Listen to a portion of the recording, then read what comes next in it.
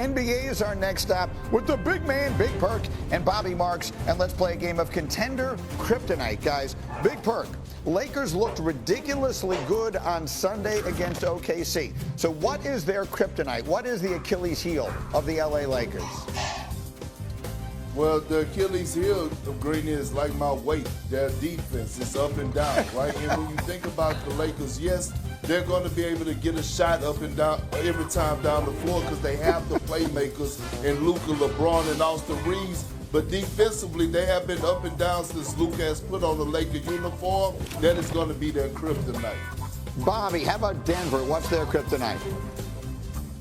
Well, Greeny, I think besides the health of Jamal Murray, I think it certainly starts with transition D and then the inability to get stops on the defensive end. Greeny, 22nd in defensive efficiency since the All-Star break, 11 and 13. They're fourth right now in the West. They could be eighth by next week. The Nuggets could easily wind up in the play-in. Windy made that point too. Perk, how about the Warriors? What's Golden State's kryptonite? Well, look, Greeny, I trust Jimmy Butler, I trust Steph Curry, I trust Draymond Green. Now, when the lights are bright, when it comes postseason, I'm looking at the others. Moses Moody, Podziemski, Jonathan Kuminga. Are they going to be able to produce in the postseason like we've been seeing them produce in the second part of the season? So I know what you're asking me. You're saying, hey, Greeny, what's at stake in this final week of the NBA season? Well, in the Western Conference, the answer is everything. Look at these West standings. The Lakers are right now fairly secure in that 3 spot. There are 5 teams that have the same number of losses, 4 teams that have the exact same record. Golden State's in that 4-way tie between 5 and 8. As Bobby mentioned, the Nuggets, they have the same number of losses as all those teams. They could easily wind up in the play-in. But I want to focus in on the Lakers for a minute because, Big Perk, I will confess, they went into OKC on Sunday afternoon. And that was about as impressive a performance as we've seen from them and from pretty much anybody so far. So we sometimes will say bad game or bad sign. Was this such a good game or was it a good sign? Was this an indication that the Lakers, if they're capable of that, are capable of doing something really special in the next 8 weeks? Well, I think, Greeny, it was a warning shot to the Oklahoma City Thunder to tell them, hey, listen, we're here, and when we step on the floor, you have to lace them up and be prepared to go to war. Do I think the Lakers could beat them in a 7-game series? No, I don't, Greeny. I don't think the Lakers could shoot 55% from the three-point line on a consistent basis, although they are top 10. But again, it comes down to the consistency for the defensive end for the Los Angeles Lakers. And the one thing we do know about the Thunder is that they play defense at a high level. This was out of character for them. And sometimes it happens when you get those early afternoon games. It's the team that punches first. I thought this game right here just meant a lot more to the Los Angeles Lakers. I thought the Thunder dropped their guards, and I will be looking forward to this game tonight because the Thunder will get their lick back. Yeah, we'll see if any of the Lakers play. They released an injury report, and pretty much everybody of consequence was on it.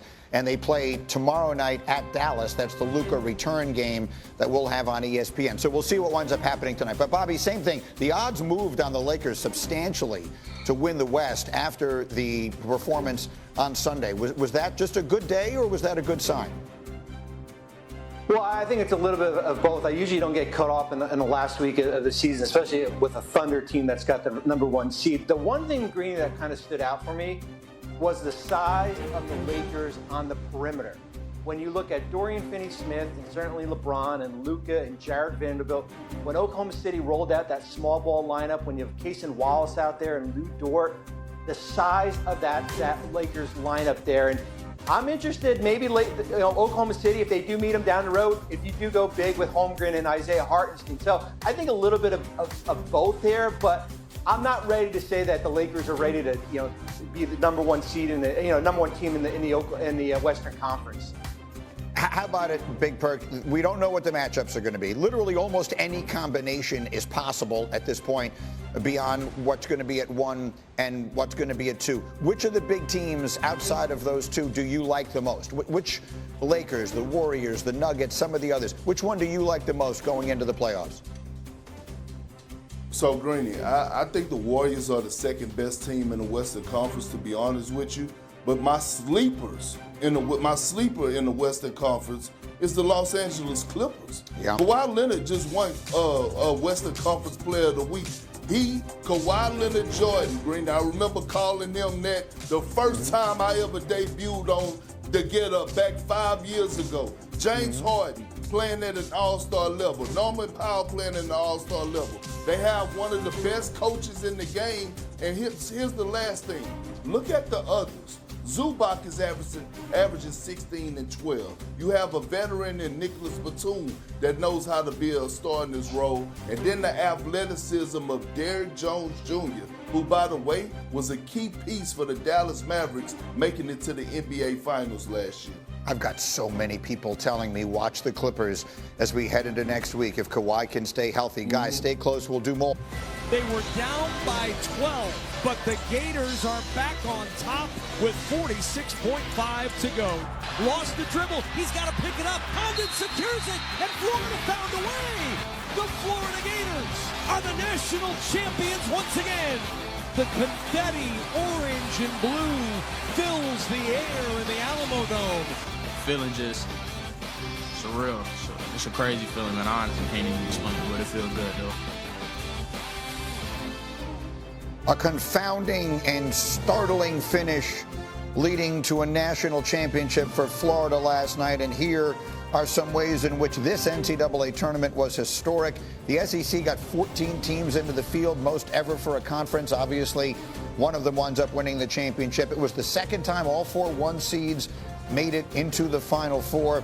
And Florida stands alone at the end, the first SEC team to win since Kentucky in 2012. And so we've had Seth and Jay Will with us live all morning long from San Antonio. We went into the little picture earlier. If you're just joining us, we dove deeply into the end of the game and some of the strategy and all the. I want to go bigger picture here. Seth, as one who's been around it a really long time, I'm interested to hear your perspective. Steve Lapis said something during one of the games that I agreed with, where he said, watching it, he said, this feels like an NBA game being played with college rules. I thought the quality, generally speaking, the level of play in the NCAA tournament this year was as high as I can remember it being in a very long time, maybe all the way back to when Jay was playing and the stars would stay in the sport for 2, 3, 4 seasons. I feel like there are people who are bemoaning the end of the Cinderellas, but the reality is, if what you're looking for is outstanding, high-level basketball, I think we got it as much as I can remember it in a very long time. If this is the new reality of college basketball, at least as a fan, I'll take it. What were your thoughts, big picture, on what felt like the beginning of something new, Uncle Seth? This is the future of college basketball, and it has to do with the portal, and it has to do with NIL. NIL keeps guys in college, and the portal puts the best players in the best programs with the greatest resources. And that's just the way it is. And you look what's happening in the transfer portal right now. All the best mid-major players, they're ending up at high-major teams. All of a sudden, all these teams are not playing with freshmen anymore. They're playing with juniors and seniors and fifth-year guys. So you're seeing good on good. And this is the future of the game. And you looked at the SEC, for example, 14 teams in the tournament. Are you talking about 7 teams in the Sweet 16?